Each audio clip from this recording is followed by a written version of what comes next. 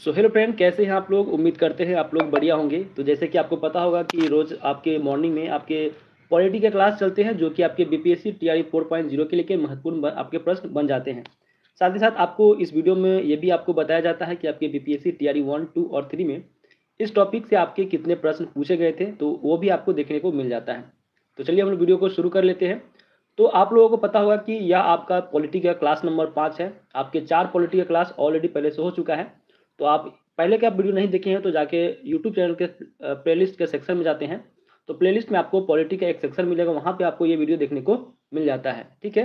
तो हमने आपको क्या क्या पढ़ चुका है। मौलिक अधिकार पढ़ चुका है, राज्य के नीति निर्देशक तत्व पढ़ चुके हैं, मौलिक कर्तव्य पढ़ चुके हैं। कल हमने उपराष्ट्रपति पढ़ा, राष्ट्रपति पढ़ा। आज हम लोग उपराष्ट्रपति के बारे में पढ़ेंगे। ठीक है। यानी कल हम लोग क्या पढ़ा, मौलिक कर्तव्य और नीति निर्देशक तत्व के बारे में पढ़ा था, राष्ट्रपति के बारे में पढ़ लिया था। तो आज हम लोग उपराष्ट्रपति के बारे में पढ़ते हैं। तो चलिए वीडियो को शुरू कर लेते हैं। साथ ही साथ चैनल पर नए हैं तो चैनल को भी आप लोग सब्सक्राइब कर लीजिएगा। दोस्तों, यहाँ पे लिखा हुआ है कि भारत के उपराष्ट्रपति के निर्वाचन मंडल में कौन कौन सम्मिलित होते हैं। तो भारत यानी कि उपराष्ट्रपति का जो चुनाव होता है, तो उस चुनाव में कौन कौन सम्मिलित होते हैं वो पूछ रहा है। यहाँ से आपके प्रश्न टीआरई में पूछे हुए थे।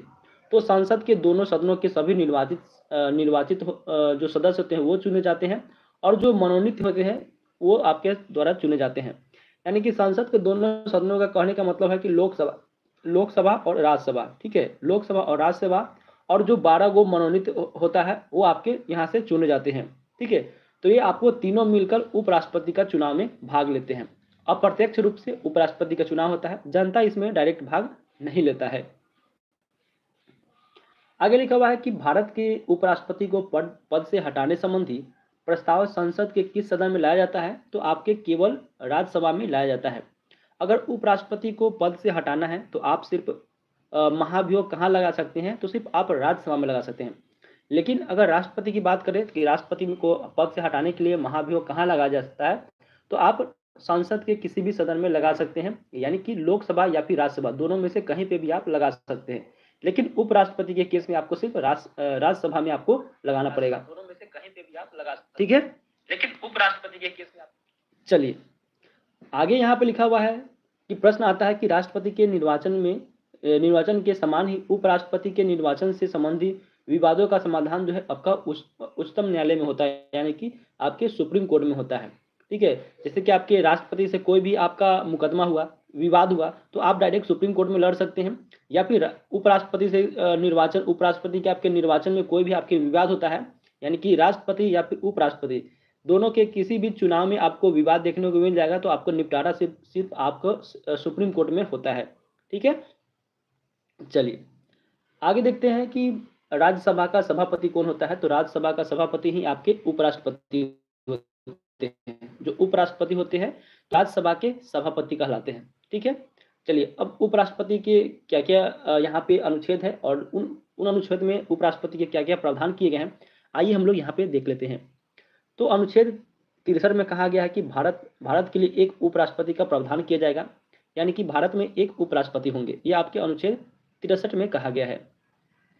अनुच्छेद 64 में कहा गया है कि उपराष्ट्रपति का राज्यसभा पदेन सभापति होता है, यानी कि उपराष्ट्रपति जो होता है राज्यसभा का पदेन सभापति होता है।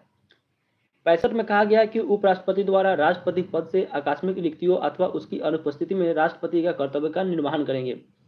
यानी कि अनुच्छेद 65 ये भी कहता है कि अगर भारत के राष्ट्रपति नहीं होंगे और उनका पद खाली होगा, तो उस समय उपराष्ट्रपति जो है भारत के राष्ट्रपति का कार्यकाल संभालेंगे। ठीक है, यानी ये कार्यभार संभालेंगे। तो ये आपके अनुच्छेद 65 में कहा गया है। अनुच्छेद 66 में कहा गया कि उपराष्ट्रपति का निर्वाचन होगा। जैसे कि आपको पता होगा कि लोकसभा और राज्यसभा मिलकर उपराष्ट्रपति का निर्वाचन करते हैं। अनुच्छेद 67 में कहा गया है कि उपराष्ट्रपति का कार्यकाल 5 साल का होगा। तो कितना कार्यकाल होगा? 5 साल होगा। ये आपके अनुच्छेद 67 में कहा गया है।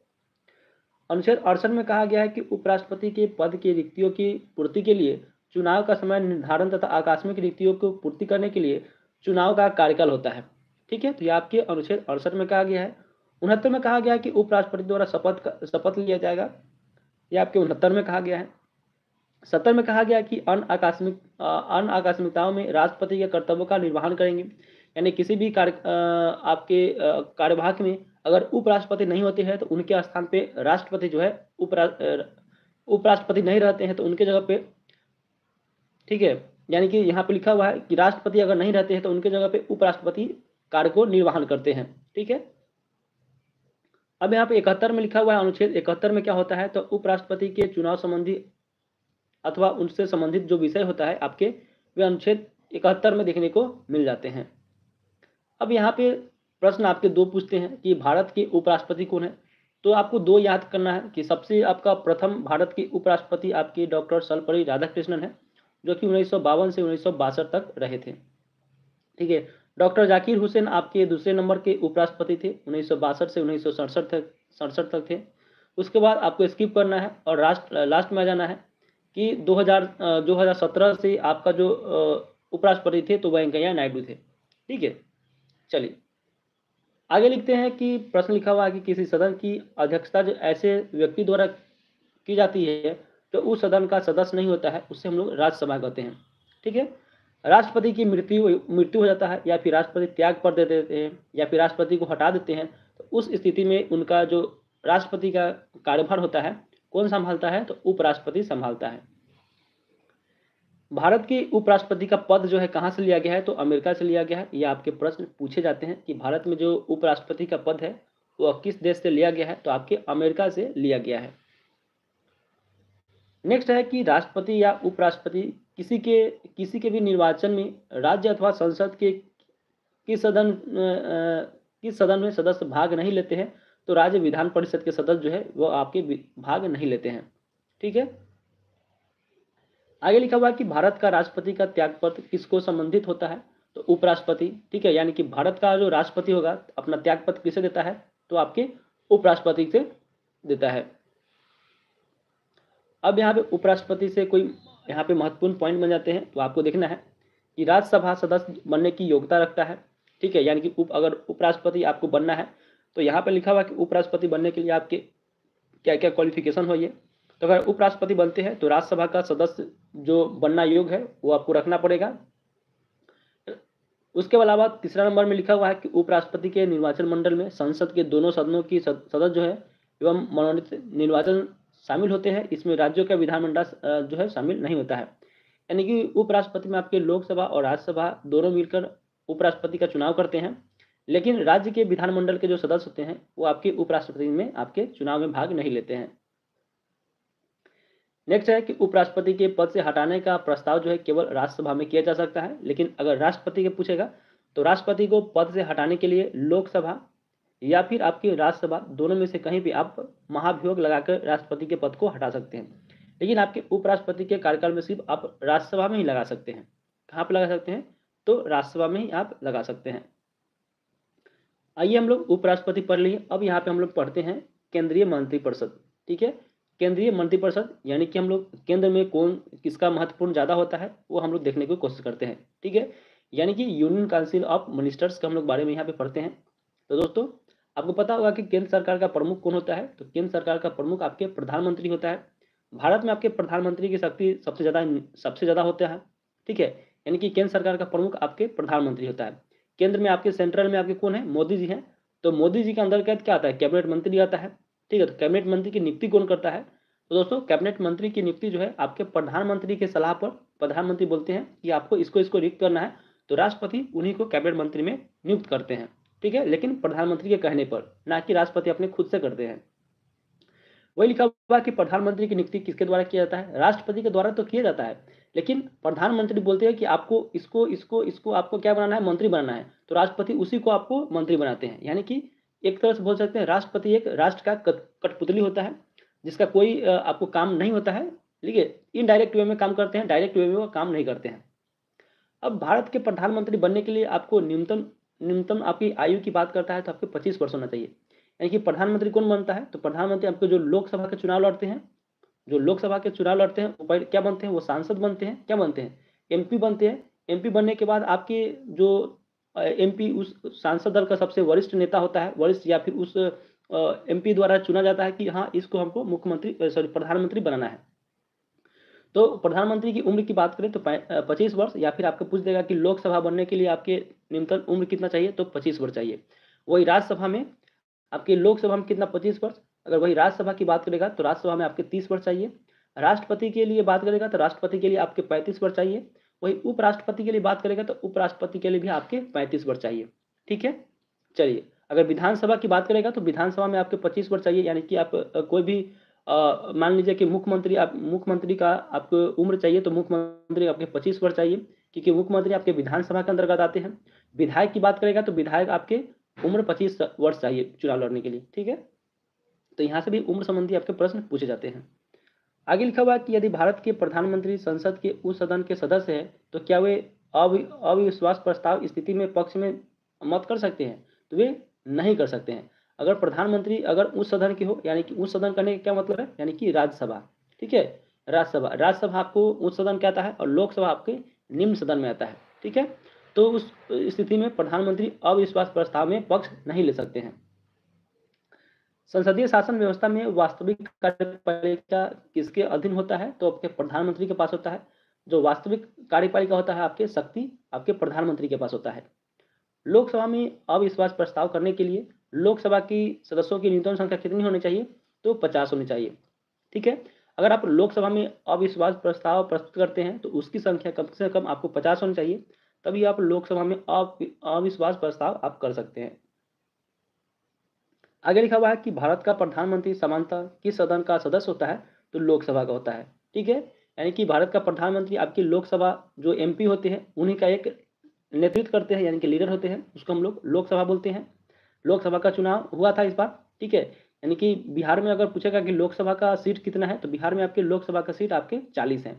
ठीक है, चलिए आगे लिखा हुआ है कि भारतीय संविधान के अनुच्छेद 75 में प्रधानमंत्री एवं अन्य मंत्रियों की नियुक्ति मंत्रिपरिषद के आकार एवं उत्तरदायित्व का निर्धारण करता है। तो अगर पूछेगा कि प्रधानमंत्री की नियुक्ति और मंत्रिपरिषद का नियुक्ति कौन से अनुच्छेद में होता है, तो अनुच्छेद आपके 75 में यहाँ पे देखने को मिल जाता है। यह भी प्रश्न आपके पूछे हुए एग्जाम में है। आगे लिखा हुआ है कि मंत्रिमंडल के कुल मंत्रियों की संख्या प्रधानमंत्री सहित लोकसभा के सदस्यों की कुल संख्या का 15% से अधिक नहीं होगा। ठीक है, यह कब कहा गया है, तो 91वां संविधान संशोधन 2003 के द्वारा। अब यहाँ पे समझने की कोशिश करेंगे कि 15% यह क्या कर रहा है। यानी कि मान लीजिए कि लोकसभा के सदस्यों की संख्या x है। ठीक है, कितना है, लोकसभा के सदस्यों की संख्या x है, तो x का 15%, यानी कि x का 15% ही क्या होगा, x का 15% ही आपका मंत्री को चुना जाएगा। यानी कि ऐसे भी हो सकता है ना कि मान लीजिए कि एज फॉर एग्जाम्पल ले लेते हैं कि आपको लोकसभा की सदस्यों की संख्या कितना है, 545 है। कितना है, 545 है, मानते हैं लोकसभा के सदस्यों की संख्या 545 है। तो इसमें जितना भी मेंबर है 545 है, तो सिर्फ इसका जो है 15% क्या कहता है, 15% ही आप क्या कर सकते हैं, इसको मंत्री बना सकते हैं। ठीक है, अगर ऐसा रहता है तो 545 को ही मंत्री बना देता, लेकिन ऐसा प्रावधान नहीं है। सिर्फ आपके जो जितना आपके सीट है उसका सिर्फ आपके 15% को ही क्या बना सकते हैं, मंत्री बना सकते हैं। ठीक है, ये 545 आपके पूरा ऑल हो गया। ठीक है, लेकिन आप जीतते हैं, मान लीजिए कि आप 200 सीट जीतते हैं। यहाँ पे व्यक्तिगत मान लीजिए कि आप बीजेपी जो है 200 सीट जीतती है, तो 200 सीट का 15%, ठीक है, 15% आपको क्या कर सकता है, वो सिर्फ मंत्री बना सकता है। यानी कि 2 जीरो से 2 जीरो कट गया, यानी 15 दूना 30, यानी कि वो 30 मंत्री को ही क्या बना सकता है, वो आपको मंत्री बना सकता है। ठीक है, यानी 30 कैंडिडेट को ही मंत्री बना सकता है। तो यहाँ पर समझ गए, तो किस में कहा गया है, तो 91वां संविधान संशोधन 2003 के द्वारा यह कहा गया है। चलिए आगे लिखा हुआ है कि संसद जो है सदस्य का नहीं होगा। कोई व्यक्ति अधिकतम कितने माह तक केंद्रीय मंत्री बन सकता है, तो 6 माह तक। मान लीजिए कि आप कोई भी आप सांसद में हैं। ठीक है, आप सांसद बन गए हैं, लेकिन आप किसी भी सदस्य का हिस्सा नहीं बने हैं, तो आपको 6 महीना के भीतर किसी भी पार्टी को ज्वाइन करना पड़ेगा। ठीक है, तो वही यहाँ पे लिखा हुआ है।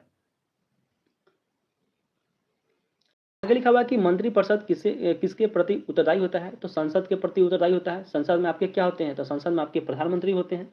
ठीक है, भारत के संविधान में भारत के संविधान में किस अनुच्छेद में यह प्रावधान किया गया है कि प्रत्येक राज्य की कार्यपालिका शक्ति जो है इस प्रकार प्रयोग किया जाएगा कि जिसमें संघ की कार्यपालिका शक्ति पर कोई प्रतिकूल प्रभाव न पड़े। तो यह आपके अनुच्छेद 257 में कहा गया है। आगे लिखा हुआ है कि लाभ के पद का निर्धारण संसद जो है, संसद एवं राज्य का विधानमंडल तय करता है। किसके द्वारा तय करता है, तो लाभ का पद में जो है उसका निर्धारण कौन करेगा, तो संसद एवं राज्य के विधानमंडल द्वारा तय किया जाता है। आगे लिखा हुआ है कि भारतीय राजनीतिक व्यवस्था में कार्यपालिका किसके अधीन होता है, तो विधायिका के प्रति होता है। विधायिका का काम क्या होता होता है? तो विधायिका का काम है कानून को बनाना, और कार्यपालिका का क्या होता है? उस कानून का कि विधायिका और कार्यपालिका का काम काम क्या होता है? तो विधायिका का काम होता है कि कानून को बनाना, और उस कानून को लागू करने का काम होता है कार्यपालिका को। समझ गए? चलिए आगे देखते हैं कि नेहरू की कैबिनेट में पहले गृह मंत्री तथा बाद में रक्षा मंत्री कौन बने थे? तो आपको पता होगा कैलाश काटजू होते हैं। ठीक है, तो कैबिनेट मंत्री में सबसे पहले गृह मंत्री बनते हैं कैलाश नाथ काटजू, उसके बाद रक्षा मंत्री इन्हीं को बनाया जाता है। आगे लिखा हुआ कि स्वतंत्र भारत के प्रथम वित्त मंत्री कौन थे? मोस्ट प्रीवियस प्रश्न है। तो स्वतंत्र हमारा देश जो है स्वतंत्र होता है 1947 में, तो उस समय वित्त मंत्री किसको बनाया गया था? तो श्री आर के सन मुगल चट्टी को, ठीक है, सन मुगल चट्टी को बनाया जाता है। आगे लिखा हुआ कि भारत के किस प्रधानमंत्री के विदेश में आकस्मिक निधन हुआ था? तो लाल बहादुर शास्त्री का जो है आकस्मिक निधन जो है विदेश में हो गया था। अपने प्रधानमंत्री काल में कौन सा नेता एक बार भी संसद में उपस्थित नहीं हुआ था? तो चौधरी चरण सिंह। मोस्ट प्रीवियस प्रश्न है, यह आपकी बीपीएससी में पूछा गया था कि वो कौन से सांसद थे जो अपने कार्यकाल में कभी भी संसद में उपस्थित नहीं हुए थे? तो चौधरी चरण सिंह हो जाएंगे। ठीक है, नेक्स्ट प्रश्न आपका लिखा हुआ है कि संविधान के किस अनुच्छेद में मंत्रिमंडल शब्द का प्रयोग किया गया है? तो अनुच्छेद 352 में किया गया है। श्वेत पत्र क्या होता है? तो भारत से संबंधित आधिकारिक दस्तावेज को हम लोग श्वेत पत्र कहते हैं, यानी कि व्हाइट पेपर। संघीय मंत्रिमंडल का पुनर्गठन किसके प्रतिवेदन पर आधारित है? तो गोपाल स्वामी अय्यर के पर आधारित है। तो राइट आंसर यहाँ पे देखने को मिल जाता है। अब यहाँ पे मंत्रिपरिषद और मंत्रिमंडल में क्या क्या डिफरेंस होते हैं वो हम लोग देखने की कोशिश करते हैं कि मंत्रिपरिषद किसको कहते हैं और मंत्रिमंडल किसे कहते हैं। तो आइए सबसे पहले हम लोग मंत्रिपरिषद देखते हैं, यानी कि काउंसिल के बारे में हम लोग पढ़ते हैं। तो कैबिनेट स्तर पर मंत्री जो है, कैबिनेट स्तर पर मंत्री और राज्य स्तर पर मंत्री एवं उप मंत्री कहा जाता है। ठीक है, वही दूसरा नंबर में लिखा हुआ है कि यह एक संवैधानिक निकाय है जिसका वर्णन संविधान के अनुच्छेद 74 और 75 में किया गया है। आगे लिखा हुआ है कि सैद्धांतिक रूप से मंत्रिपरिषद संघ समस्त कार्यपालिका जो है शक्ति प्राप्त होता है, परंतु मंत्रिमंडल द्वारा इसके कार्यों का निर्धारण किया जाता है। मंत्रिमंडल द्वारा किए गए नीतिगत निर्णयों का क्रियान्वयन जो है मंत्रिपरिषद द्वारा किया जाता है। आइए हम लोग अब मंत्रिमंडल के बारे में पढ़ते हैं। तो इसमें केवल कैबिनेट स्तर के मंत्री ही शामिल होते हैं। ये 44वां संविधान संशोधन जब 1978 में हुआ था, उसके द्वारा अनुच्छेद 352 में मंत्रिमंडल शब्द को जोड़ा गया था। संविधान के मूल पार्ट इसमें नहीं किया गया है। वही यहाँ पे तीसरा नाम बोला है कि व्यवहारिक रूप से मंत्रिमंडल सदैव मंत्रिपरिषद की शक्तियों का प्रयोग ही करता है और मंत्रियों के कार्य का निवारण भी करता है। चौथा में लिखा हुआ है कि नीतिगत निर्णयों का क्रियान्वयन जो है करने के लिए यह मंत्रिपरिषद का दिशा निर्देश देता है तथा निर्णयों को क्रियान्वयन करने की निगरानी भी हो जाता है। ठीक है, नेक्स्ट आपका प्रश्न आता है महान्यायवादी और अटॉर्नी जनरल के बारे में हम लोग पढ़ेंगे। तो यह आपकी टॉपिक जो है कल हम लोग डील करेंगे। ठीक है, चलिए।